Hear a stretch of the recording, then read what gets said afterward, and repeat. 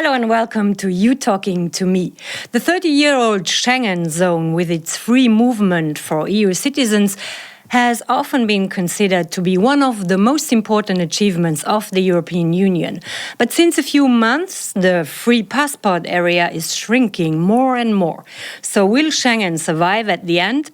This is what we are going to discuss today, and I'm very happy to welcome in our studio Mrs. Jytte Guteland. She's a Swedish member of the European Parliament from the Social Democrats. Correct. Hello and welcome. Thank you.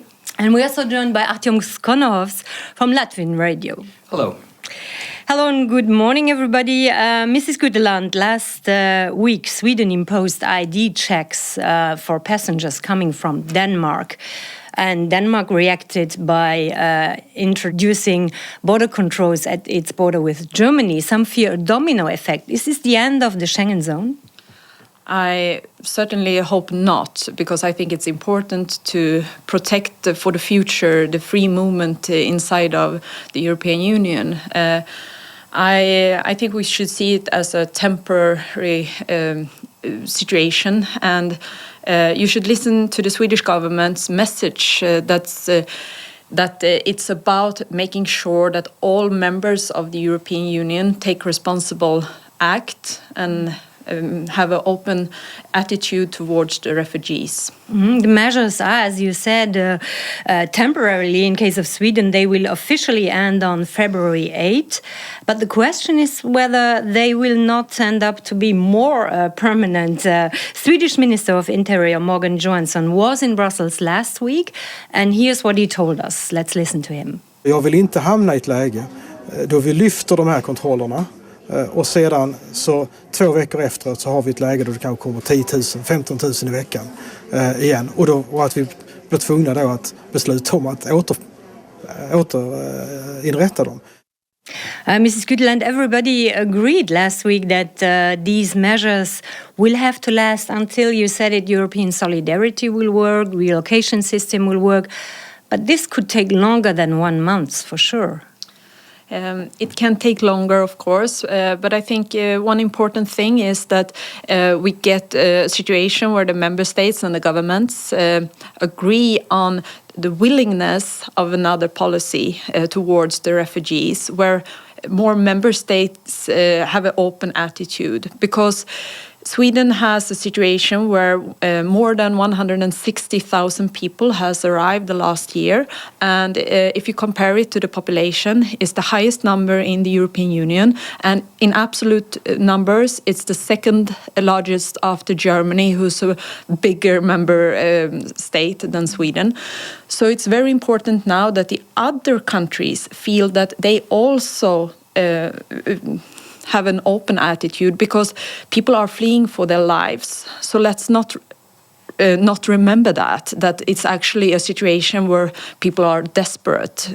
So that's the message. Sweden was often considered to be a model country when it comes to handling refugees, and the deputy prime minister, Swedish prime minister, was crying when she had to announce a change of policy in November. So is this the end of the Swedish model? Is it a failure of the Swedish model?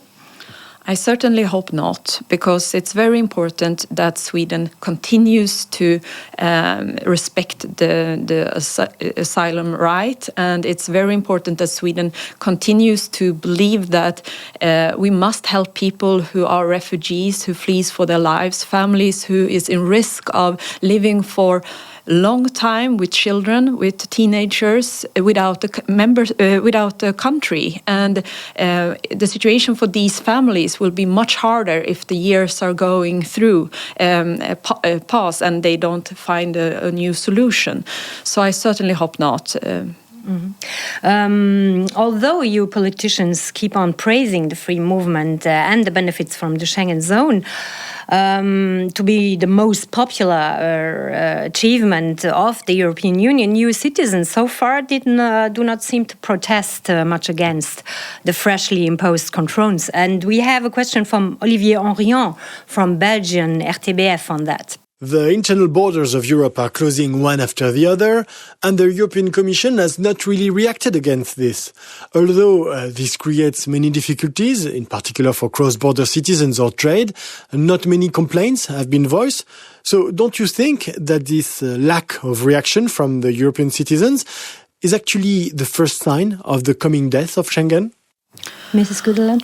No, I think that people are in a situation now where they don't find the solutions because they believe that the government has failed to protect the free movement and failed to handle the biggest human crisis in modern time.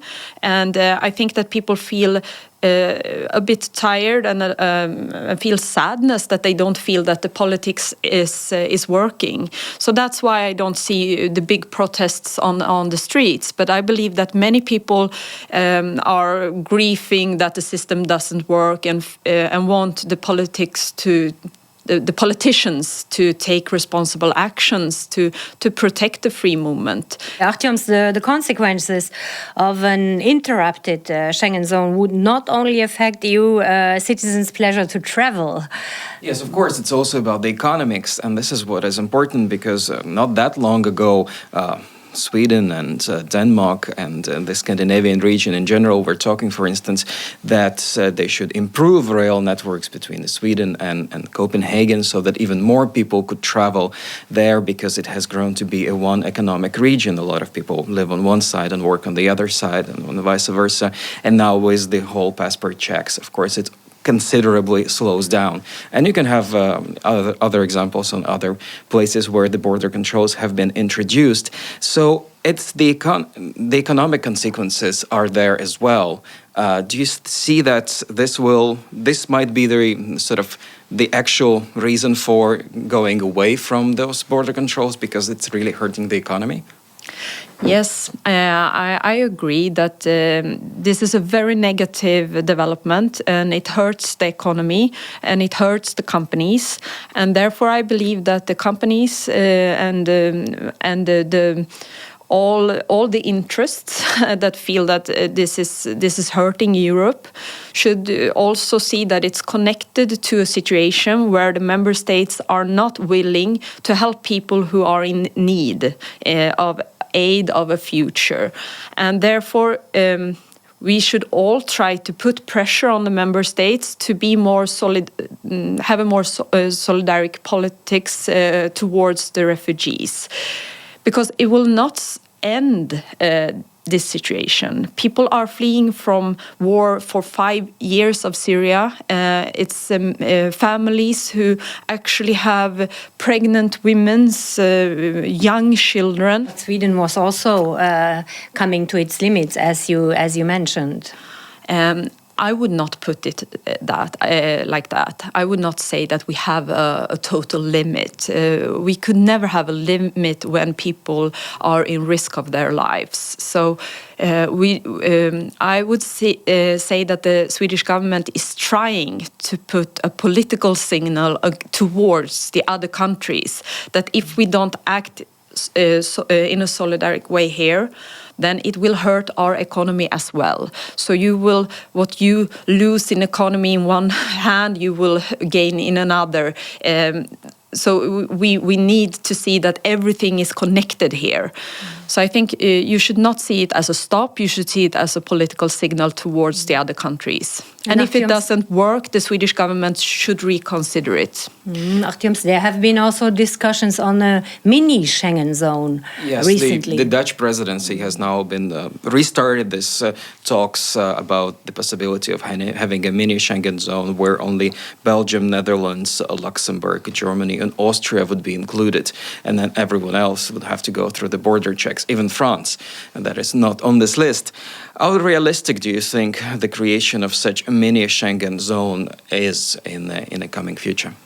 It would be a big failure, and I see coming from Sweden myself, that it would hurt Sweden, and therefore, of course, all the member states who's not included in your list there will have the intent to really react against that and try to be very active now in the cooperation and the talks with the governments, how to come to a better solution where we can protect the free movement. I would just say that if you have a figure where 75% of all the people who are coming to 5 member states: Germany, Sweden, Hungary, Austria, and Italy. If you have that situation, you must remember that the other countries, we have 28 member states, they need to see that 75% is coming to 5 countries. And we actually need to put some pressure on the governments in the other member states, that what are they doing? How come they don't take their responsible act when people are fleeing for their lives? But then again, if I may, this is also the debate in Latvia and in many other countries, that those people simply do not want to go. There is a big part of the fact that those people simply do not want to go to the poorer member states. And there have been even difficulties to persuade people to go to Luxembourg, some people say, because they simply don't know what Luxembourg is. And Luxembourg is not one of the poorest member states. There is also the question of perception and non-willingness. Can you force people go to certain countries? Then I think we must put that up to a test, and that's up to the governments to change their politics, and then we will see if that's correct. But as long as we have the protectionist politics in many of the member states, then these governments actually say we don't want people to come. But if we change that and the government is more welcoming, then we will see if that is correct. I don't believe it's correct. Okay, we are almost at the end, but there's one event that is dominating the debate on refugee policy since the beginning of the year. It's the fact that mostly women were attacked in Cologne on New Year's Eve. And we have a question from Claudia Knopke from AMS on that. Good morning, everybody. After the incidents in Cologne, a kind of blame game is going on here in Germany. Politicians are blaming the police for reacting in a wrong way. The police is blaming the politics for cutting budget and staff. And one result is the plan to intensify deportation for criminal asylum seekers. What are the plans for Sweden after in Stockholm something similar took place, like in Cologne, while a rock festival in summer? Mrs. Guteland. I believe it's still very early to have comments on the situation in Stockholm, because it was only in the recent week that we had the discussion about what really happened.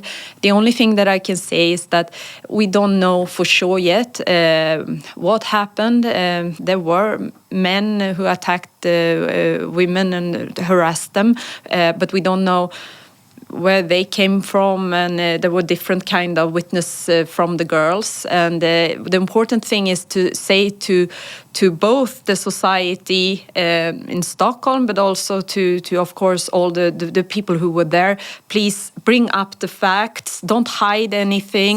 So it was wrong to hide. Yeah, it was really wrong, of course, to hide it. I mean, if you as a young woman is harassed, then you should not feel guilt. You should feel that you can report it, because it's not your fault. It's the man who attacked you. So of course that was wrong. It's a very bad signal. Okay, much more to know about these events. We are going to talk about it. Thank you very much for coming in our studio, Mrs. Guteland. Thank you, Artyoms. Thank you all, and see you soon on You Talking to Me.